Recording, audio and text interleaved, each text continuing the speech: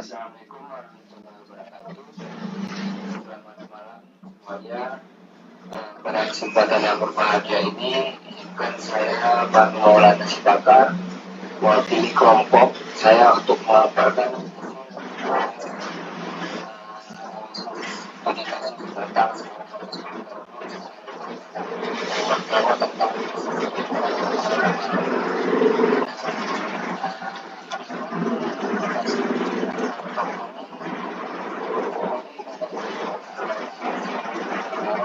tentang kajian saya dan anggota kelompok saya.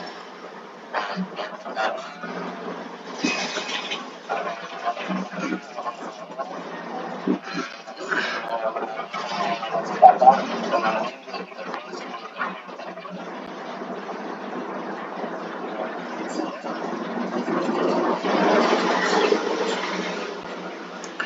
kemudian saya, Jesha Malik Al-Arsh, dengan NIM 2301020063. Oke.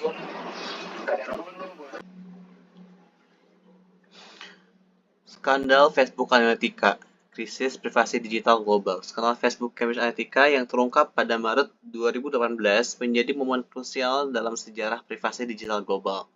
Kasus ini mengungkap celah besar dalam sistem keamanan data, platform media sosial, dan cara data pribadi dapat dimanipulasi untuk tujuan politik berskala besar. Skandal ini bermula dari aplikasi This Is Your Digital Life yang dikembangkan oleh Alexander Kogan dari Universitas Cambridge. Aplikasi yang menyamar sebagai kuis kepribadian ini dirancang untuk mengumpulkan data pribadi pengguna Facebook.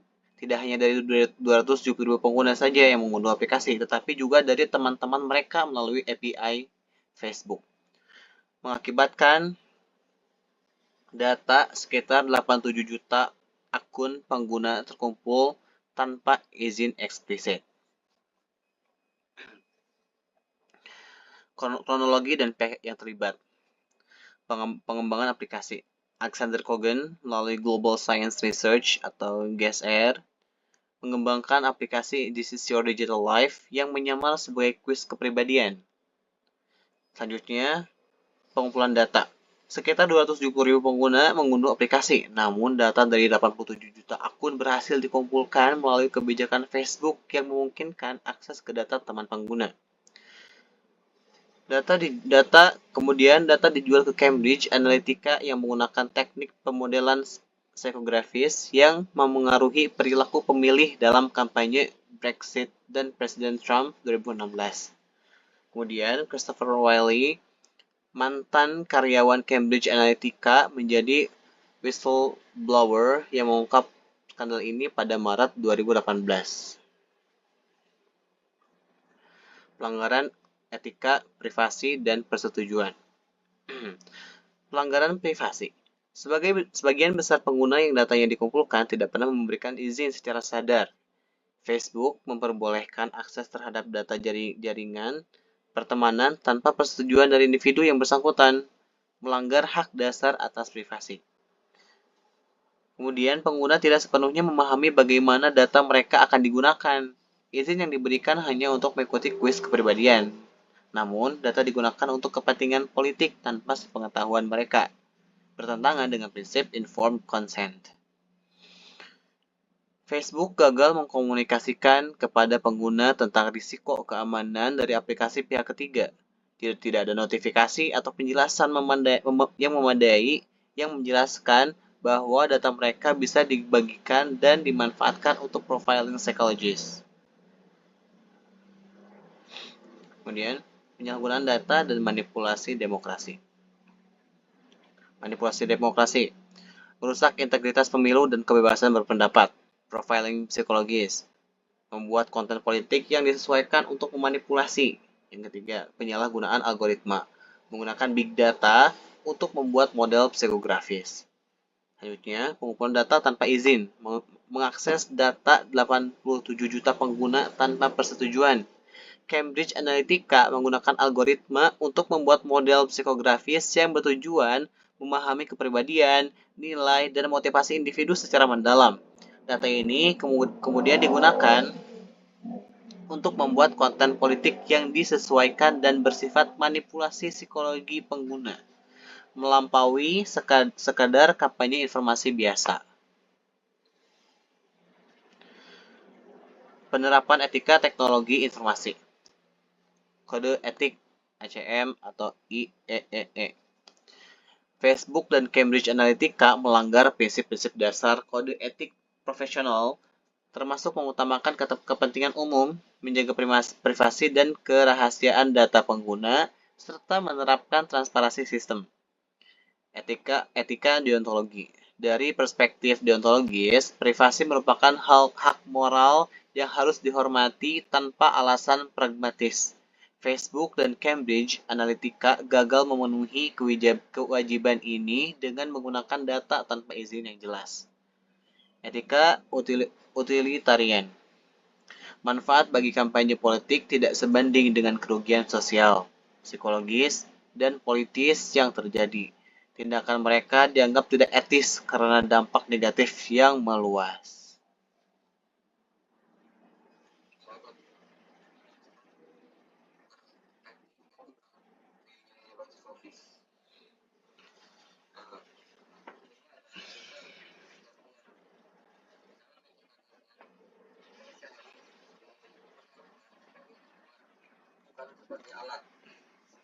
Menggunakan data pengguna untuk politik tanpa persetujuan merupakan tindakan memanfaatkan manusia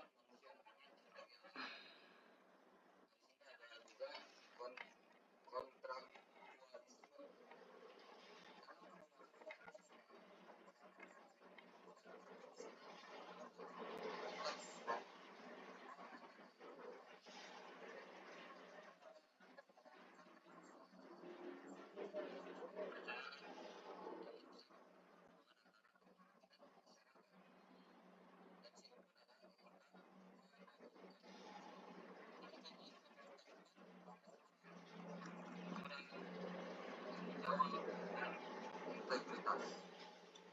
Dalam skala ini, faktor kunci adalah kebajikan tersebut. Sebaliknya, tindakan mereka yang mencerminkan manipulasi. Selanjutnya ada sanksi, regulasi, dan teknologi. Yang pertama ada reformasi regulasi privasi data, yaitu ada penerapan dan penguatan undang-undang data seperti GDPR di Uni Eropa yang memberikan termasuk hak untuk mengetahui atau kampus data yang dikumpulkan. Adapun audit dan akuntabilitas. Perusahaan teknologi harus diawasi melalui audit independen dan sistem akuntabilitas yang ketat. Harus ada sanksi tegas jika terjadi pelanggaran data dan mekanisme pelaporan internal untuk berkobar dan ada desain digital harus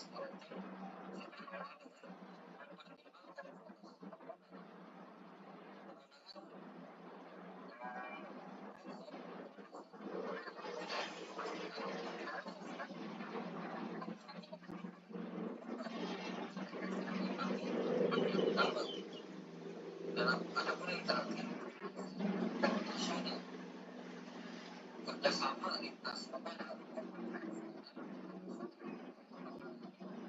perlindungan data pribadi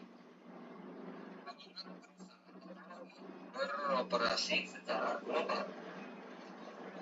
Selanjutnya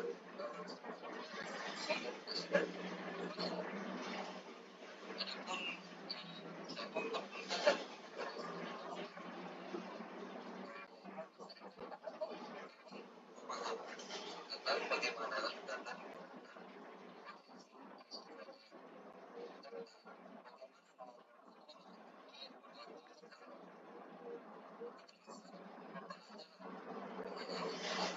masih informasi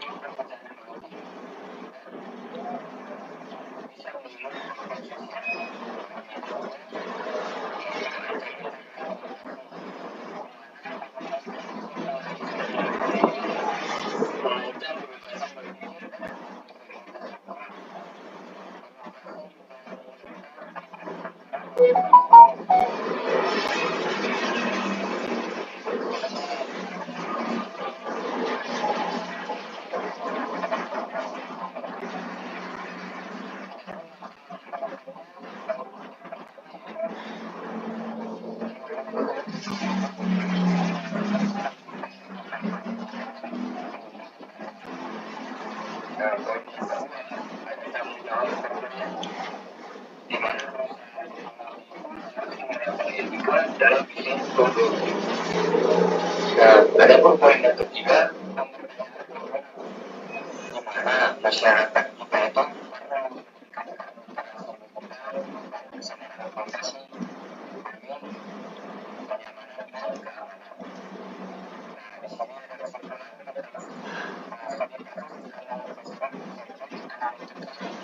menjadi tonggak penting dalam diskursus etika teknologi informasi ini. Nah, kasus ini itu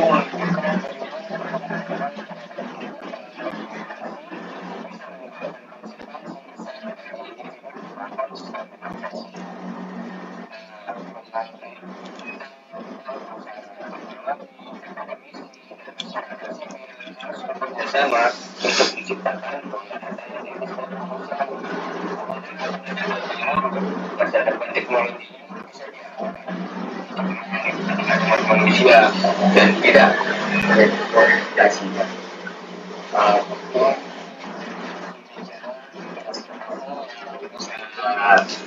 Kami sampaikan pada kesempatan kali ini saya